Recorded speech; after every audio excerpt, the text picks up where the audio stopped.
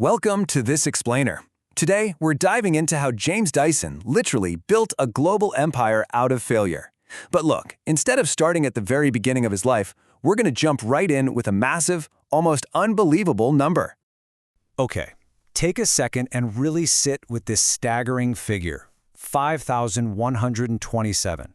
This is the exact number of failed prototypes James Dyson built by hand over 5 grueling years before he finally found a design that actually worked. To really paint the picture of what that process looked like, let's drop into the story right in the middle of 1982. Imagine this. It's a freezing, unheated coach house behind a farmhouse out in the English countryside. Dyson is literally on his knees on a concrete floor working on prototype number 3,700 and something. He's nearly $1 million in debt. He's relying entirely on his wife Deirdre's art teaching salary just to keep the lights on and feed their kids. And he's doing all of this while working on a machine that doesn't actually exist anywhere else on Earth. So that brings us to Section 1, the sawmill epiphany. Now you might be wondering, why would a grown man with a young family gamble his entire financial future on a vacuum? Well, it all goes back to an everyday frustration with his Hoover Jr. Just like every bag vacuum from that era, it worked beautifully for about 5 minutes, right? And then it would just start losing suction because dust was clogging the pores of the paper bag.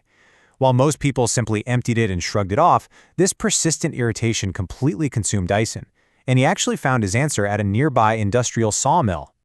What's really fascinating here is how he took a massive industrial factory principle, using centrifugal force to separate sawdust from the air, and imagined shrinking it all the way down for a household appliance. He basically reasoned, hey, if a factory can pull massive amounts of sawdust out of the air without ever clogging, why couldn't a vacuum do the exact same thing with normal household dust? This brilliant little epiphany led to his very first patent, which he filed back in 1980. This comparison perfectly maps out the core technological leap he was going for. He was solving an inevitable power loss that the entire industry had just accepted as a totally normal thing. On one side, you have the standard bag vacuum that essentially chokes on its own dirt, and on the other, a cyclonic vacuum that maintains constant, relentless power. But getting from that aha moment to a working machine, that was absolutely brutal. He wasn't just blindly tinkering around in that freezing shed. He was ruthlessly applying the scientific method, looping through these exact steps over and over. Build a prototype, observe exactly how it fails, change exactly one variable, say just the angle of a cone, and then rebuild. By changing only one thing at a time, every single failure yielded a single, undeniable data point. Which leads us into Part 2, protecting the paper bag. So by 1983, he finally lands on a working design. He calls it the G-Force. But taking it to the big manufacturers leads to a rather shocking realization. He pitches Hoover, he pitches Electrolux. Every major UK manufacturer completely turns him down. And the crucial point here is that these industry giants didn't reject the technology because it was bad. They rejected it because a bagless vacuum threatened to destroy their most reliable recurring revenue stream. Dyson wasn't just pitching a better vacuum, he was literally pitching the end of their favorite cash cow. With the doors in the UK firmly slammed shut, let's look at this timeline, because this saga builds into an ultimate betrayal.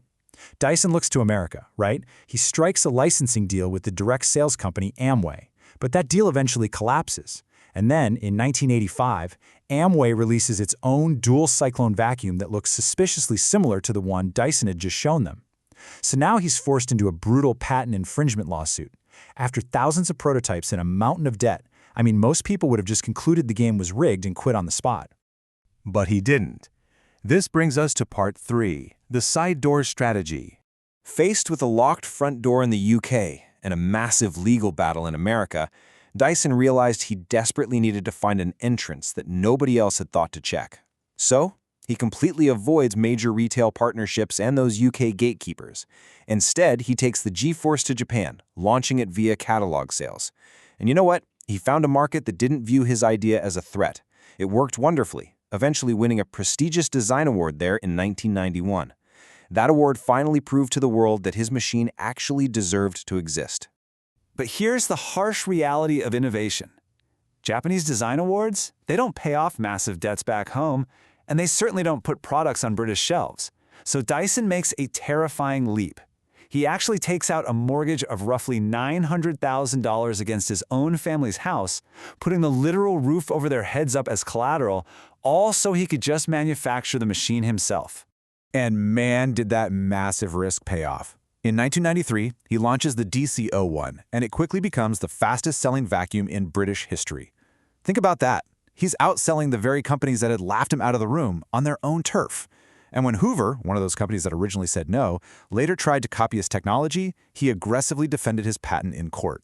By 1999, the UK High Court ordered Hoover to pay £4 million in damages. It proved a vital, hard-learned lesson: you have to build it yourself, and then you have to ruthlessly defend it. Now for part 4, the 9-figure lesson. Look, if the story just stopped right there in the late 90s, it would be this perfect, simple, feel-good, never-give-up kind of tale. But decades later, Dyson made a colossal bet that radically changes the ultimate lesson of this explainer. In 2017, he committed a staggering £2 billion of his company's money. He assembled a team of over 400 engineers to build an electric car from scratch, aiming directly at the automotive industry. Yet fast forward to October 2019, and he utterly shocks the business world by canceling the entire program. He just walked away completely, absorbing a personal financial loss of around £500 million.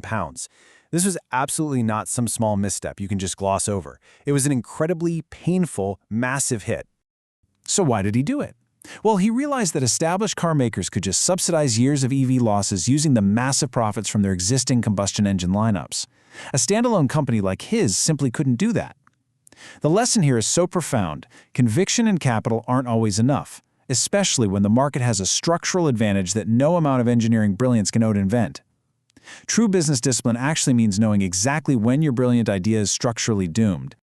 Pulling this all together, the Dyson story leaves us with these quiet, undeniable truths about the reality of innovation and the incredibly gritty cost of disruption. Thousands of failures, they are simply the price of a breakthrough. If an entire industry says no to you, well, you might just have to become the industry yourself. A patent left undefended is essentially just a suggestion. And maybe most importantly, knowing exactly when to walk away takes just as much courage and discipline as starting in the first place. We're going to leave you with this final thought to ponder. When you look at the messy reality behind massive breakthroughs, when you inevitably face industry rejection and insurmountable odds, what no are you willing to build into a yes? If you enjoyed this deep dive, make sure to subscribe for more explainers just like this one. Thanks for joining us.